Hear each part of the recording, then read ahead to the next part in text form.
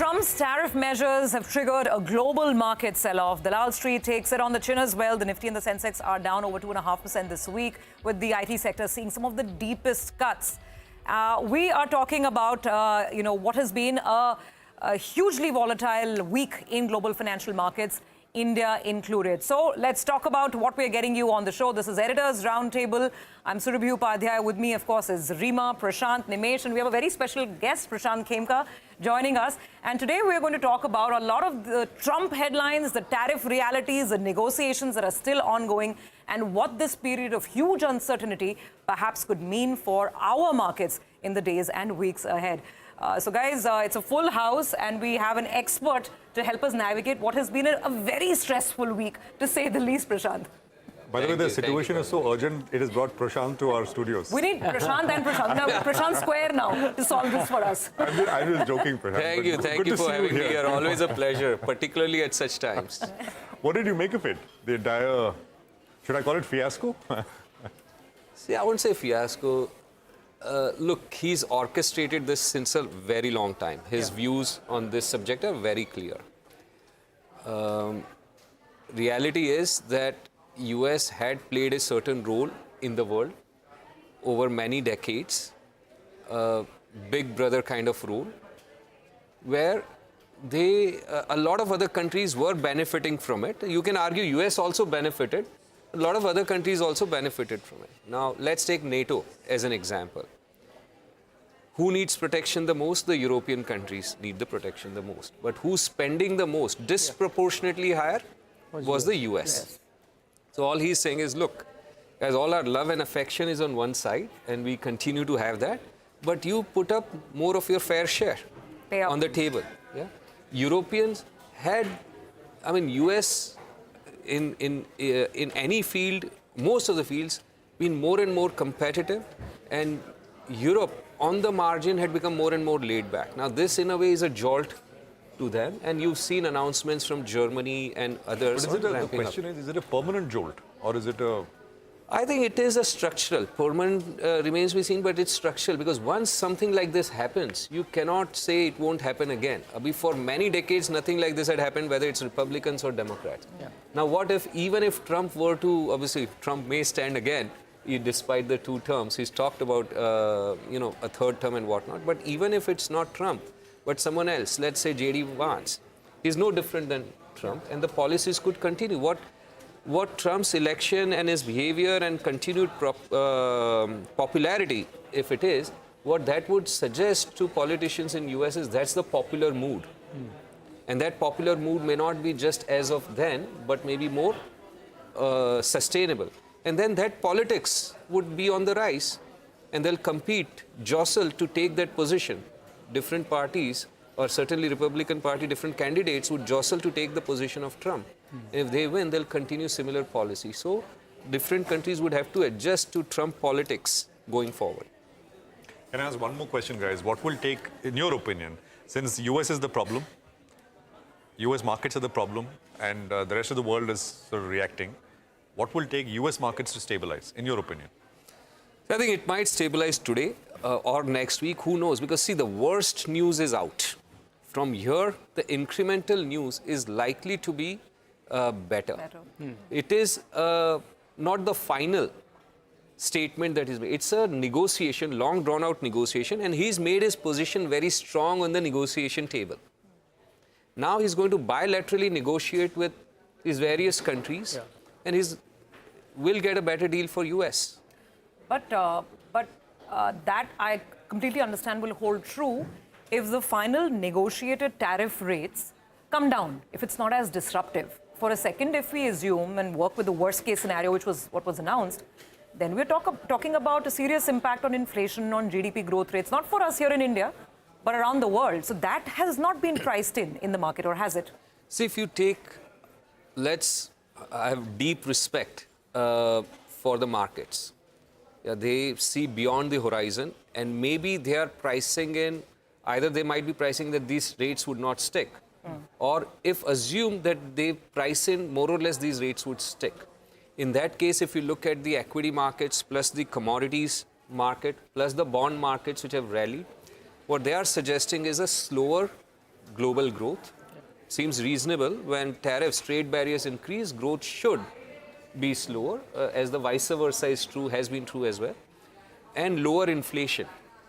And lower inflation, why? Because if one hand, if demand slowdown is there, demand for commodities would be lower and whatnot.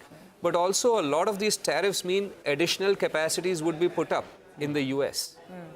So if steel tariffs have been imposed or any commodity tariffs have been imposed, then steel making units would come up. More steel making units would come up in the US.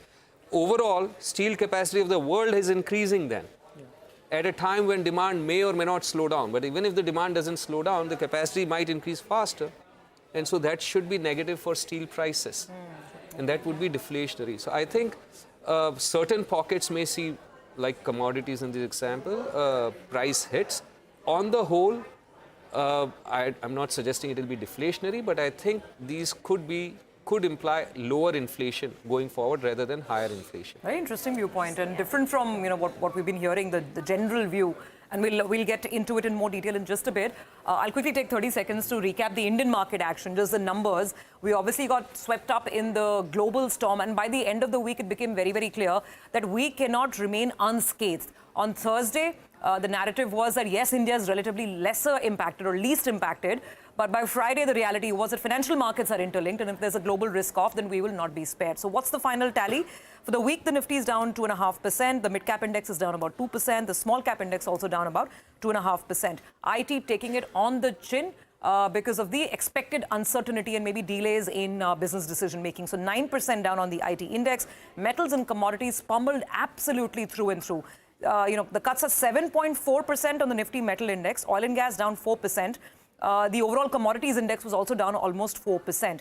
CPSEs, before this tariff storm hit us, there was a nice wave building towards CPSEs, but all that was, undone in this week. The CPSE index is down about 3.5%. Pharma became the latest casualty on Friday. Till Thursday, the pharma story was very different, but now it's clear that there is no escaping tariffs even there. So that index was down about 2.7%. Financials are emerging as some sort of a mini risk, sort of risk haven or safe haven, so to speak, because IT is not giving you that, FMCG is not giving you that, it's pharma, and therefore the Nifty Bank relative outperformer by being flat, and the Nifty Financial Services Index down just about 1%. Going forward, what the market is watching, of course, is for any further clarity on these tariff headlines, and more importantly, the direction of flows, because March we were celebrating that the FPI selling is over. Guess what? They're back to selling in 4 digits, on most of the days of this week. So that becomes another critical point to watch. I think apart from what you said, what to look out for, we have a policy next week. I forgot that. And yes, that will have a big absolutely. impact Yes. on the financials. Yes. So Yes. I just want to ask you, Prashant, given what we've seen in the global context, with a lot of headwinds for the export-oriented sectors like pharma and IT, as a fund manager, would you look to position yourself out of those and move to the domestic plays like FMCG and banks? Certainly. So see, normally, usually we don't do such top-down reallocations. We tend to not take big macro calls on sectoral mix compared to the benchmark, because it's all relative game. Our sectoral mix tends to be more or less in line with some puts and takes in the benchmark. The idea being to identify better stocks. Now, if it were so that we were very overweight, let's say IT sector, then it is possible we would have reduced that risk at this time, because the uncertainty has shot up so much that it's not prudent from a risk management perspective to have a huge IT overweight. Right now, the domestic sectors are fairly well represented in the portfolio, because not that we were anticipating something like this or something, but as you might know, we've discussed before, financial sector always has very healthy representation in our portfolio, and that is the case today as well. So be it lending institutions, private banks or NBFCs, they're very well represented. And yes, in general, this is more about trade. So domestically oriented sectors are likely to do better operationally. Now, from a stock return perspective, remains to be seen. Remember, exactly 5 years ago at this time, everyone consensus was pharma is the place to be for coming years. And pharma turned out to be amongst the worst performing sectors since COVID bottom or COVID hit. We don't know whether we've hit the bottom, but So what the operating metrics do and what the stocks do might be very different going forward in this case as well. By the way, there's a news flash as we are on. China's imposed extra 34% tariffs on all US goods. There we from go. 10th of April. It's a full-blown war now. Tit for tat. Everybody's got domestic constituency, right? I mean, you can't appear to be weak. And as Canada shows, there are some brownie points to stand up to Trump.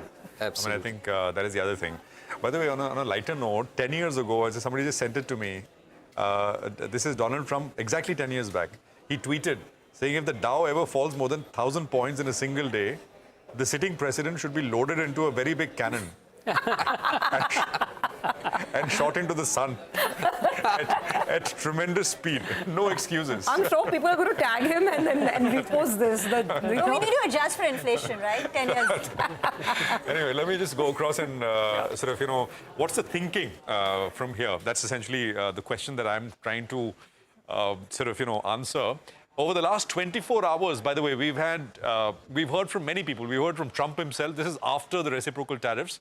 They're not reciprocal really, but after the tariffs, the Commerce Secretary has spoken. Treasury Secretary Bessent is on record. And all of them have indicated they're open for negotiations. The problem is, what is the path forward for negotiations? But anyway, let me just quickly talk about this, right? So there isn't any clear indication that Trump and his team are backing down from the proposed tariffs, not at least right now. And this is point number one. They don't want to. It doesn't look like they're waiting, or rather willing to take a small win, which also would be quick. And that's essentially the question that we were discussing earlier. Something very soon, very quickly, somebody offers something and you take it, lower tariffs, etc. The bar seems to be higher. And I think that is essentially the point of these arbitrary tariff numbers they've imposed. So you set the bar very high and then sort of make it really tough for the other party. And of course, I mean, these are points we've discussed earlier. US wants a global restructuring, focus more on changing structural and non-tariff barriers. And it also then becomes a point about credibility, right? I mean, you can lower tariffs, but if you're going to address sort of, deeply ingrained non-tariff barriers, that could take years. It may not even be possible. So that is not credible, whereas the market is looking for like a credible, off-ramp from this. I mean, a path out of these tariffs, a way to negotiate out in that sense. Even if all of this were to happen, of course, I mean, Trump himself has said 10% tariffs is the baseline, and that will remain. There is a 400-page report, which, I mean, if you are brave enough, you can read. It's on the internet. It is USTR's 2025 National Trade Estimate Report, and it outlines foreign trade barriers identified on a country-by-country basis. And this perhaps could be, one of the things which many countries will use when they go to the negotiating table and start to talk about this. So what are the next steps? The USTR is expected to send a detailed report to the Congress. The Council of Economic Advisors perhaps will tell us how they calculated these proxy tariffs. We know the formula, but the logic behind it, because the logic seems to be we want to eliminate trade deficit, which is just not possible. And of course, I mean, on a practical level, and we'll ask companies this over the next many weeks, goods which are getting into the US at the border, I mean, do they have enough infrastructure to be able to do all this without causing too much business disruption? So far, global reaction, of course, has been measured. I say this even as we just saw the headline that China has imposed an extra 34% tariff. But, I mean, China is large, China is big. But many other countries are just sort of, expressing outrage, anger, disappointment, but keeping the room open for negotiations. But this could change, so we'll have to see. So that's broadly the point that I wanted to make. The point being, it's kind of looking, it doesn't look like they're looking for quick wins. So should you expect a quick resolution to all of this? I don't think so. I think it'll take time, and that is the reason why they've kept these tariffs at a very, very high level. Why not take a quick commercial break here? Prashant Khemka is with us. We'll continue this conversation on the other side, and we'll talk domestic. Stay with us.